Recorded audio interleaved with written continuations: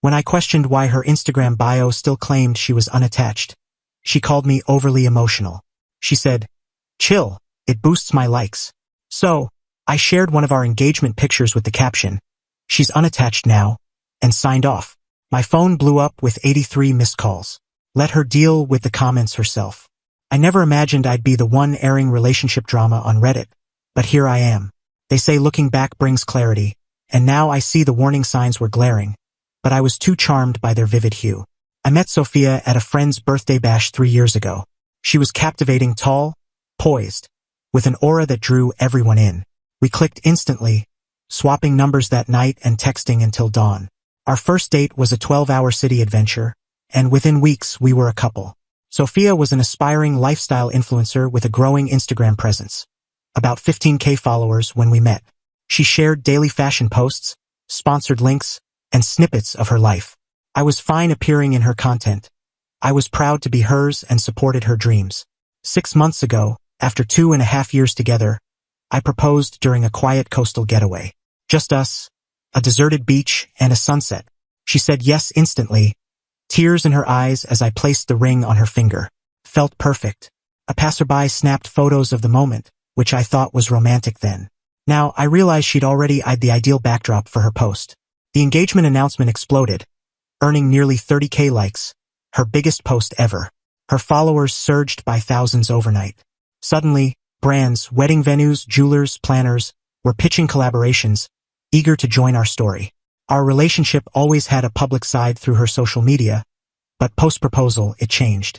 Genuine moments became photo ops, private talks turned into content strategy. Everything needed to be captured, edited, and posted. I adapted, it was her career and I wanted to support her. Then, a month ago, I noticed something odd.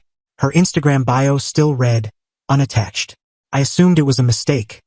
People get busy, forget to update. When I mentioned it, I expected a quick fix with a laugh. "Oh yeah, I know," she said, barely glancing up from her phone. "You know?" I pressed. "So, are you going to update it? We've been engaged for 5 months. She sighed, the kind of sigh reserved for an annoying kid.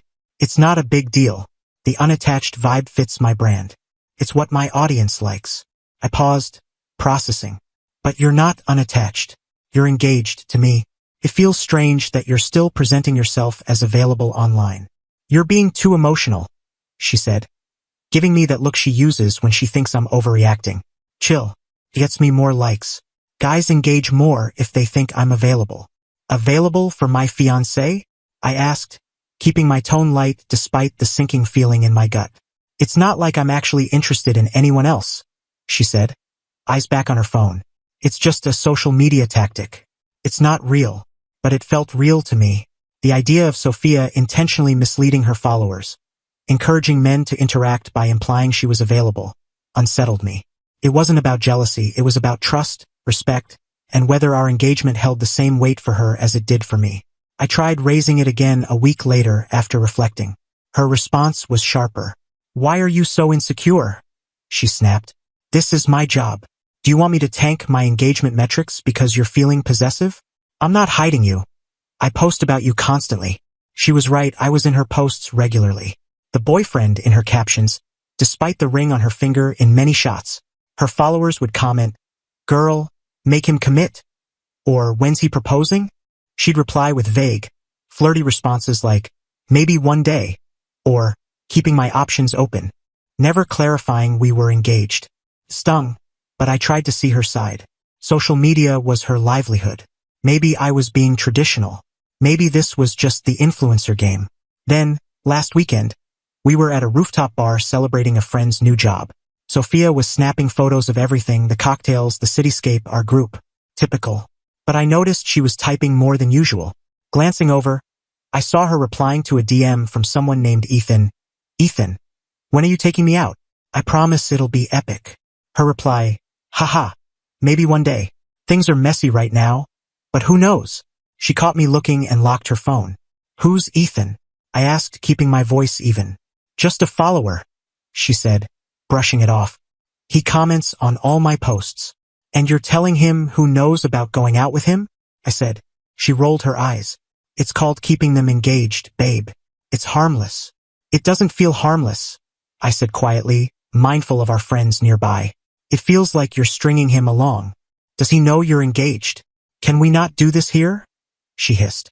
You're blowing this out of proportion. We left in tense silence. On the way home, I tried again. I don't get why you'd make some guy think he has a shot with you. We're getting married in 8 months. Oh my God, she groaned. It's not that deep. It's just how you keep followers hooked. You don't give them what they want. You just make them think they might get it someday.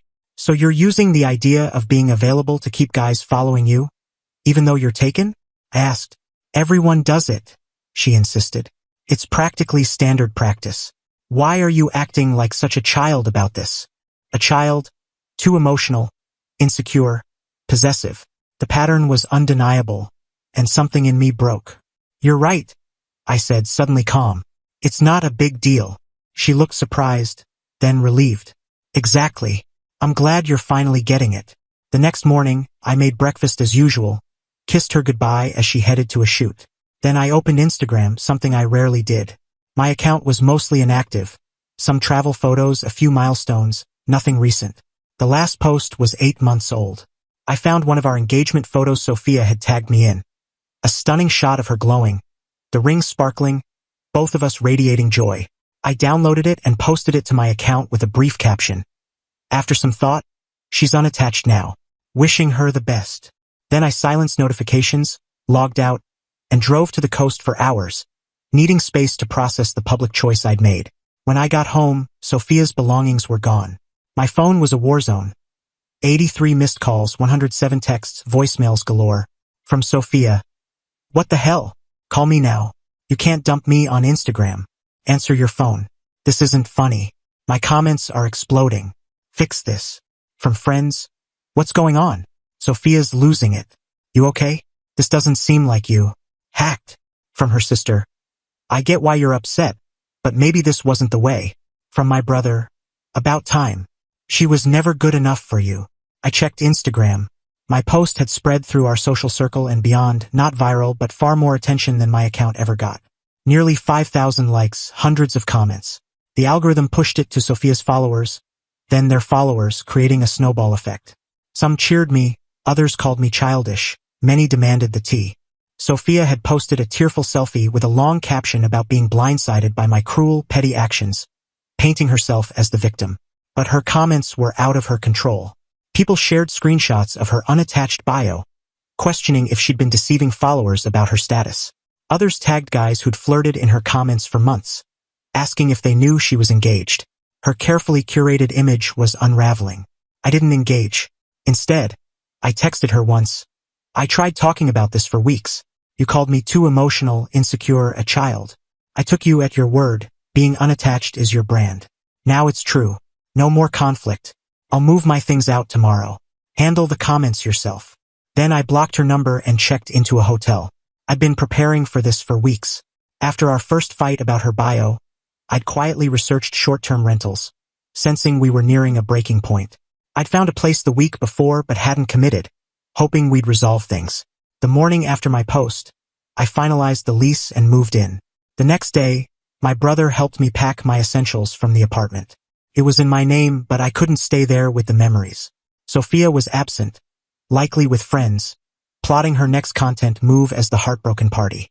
2 weeks later, my post and social media absence fueled enough buzz that Sophia gained 10K followers. She's shifted to content about recovering from betrayal, posting about red flags you ignored, and when someone shows their true colors. The engagement ring is gone from her photos, replaced by mindfulness retreats and gratitude journals. Her bio still says unattached, now truthful. She's emailed me a few times. I forgot to block her email. They've gone from angry to desperate to reflective. The latest read, I realize I took you for granted, turning our relationship into content instead of cherishing it. Too late. I could have handled it better. Ending things on Instagram wasn't my finest hour, but after months of being dismissed, told I was too emotional for wanting my fiancé to acknowledge our commitment, something snapped. Some friends now see me as the bad guy. Others have privately admitted they saw Sophia's behavior but stayed out of it. My brother, always wary of her sincerity, has been my anchor. Yesterday, I deleted my Instagram. I don't need to see her posts anymore. The algorithm kept shoving them at me, each one a fresh wound as she reshaped our story for clout. The ring I saved for is in a safe deposit box. I'll sell it when I'm ready. For now, it's a lesson that some things should stay private, sacred, real. I wish Sophia success with her growing platform. I hope the likes and engagement satisfy her in ways my love couldn't. This is about what's authentic versus what's for show, what matters versus what doesn't. I wanted a partner who valued our bond more than her online image. She wanted followers more than me. We both got our wish. She's free to be unattached without contradicting her brand. And I'm free to find someone who doesn't see my feelings as a hurdle to their social media game. Edit. I didn't expect this to blow up. Yes, she's reached out, but I'm holding my boundaries. To those calling the public breakup petty, you're probably right. But when you've been gaslit for months, petty can feel like standing up for yourself. Edit 2. The apartment was mine from the start. She moved in a year into our relationship, but her name wasn't on the lease. I've moved out anyway, too many memories. Edit 3. Did social media ruin us? No, it just exposed who she was, a person who chose likes over honesty, engagement over respect. That was always her. I just ignored it. Edit 4. Final update. It's been a month. I'm doing better than I thought. Started therapy to unpack this and avoid carrying it forward. Sophia's now a breakup recovery coach, selling a course on turning pain into purpose. At least she's consistent.